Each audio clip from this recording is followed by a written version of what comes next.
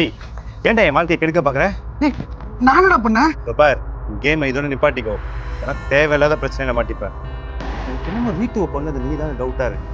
அது மட்டும் கன்ஃபார்ம் ஆச்சு.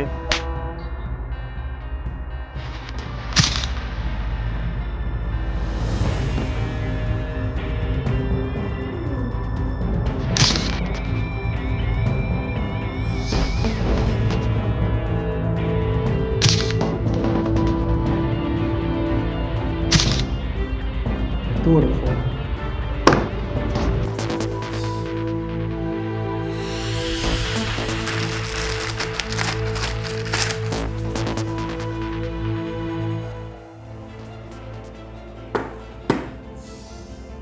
அப்போது பரத் விக்ரமன் இவங்க 2 பேரும் தான் ஏதோ பண்ணியிருக்கணும்.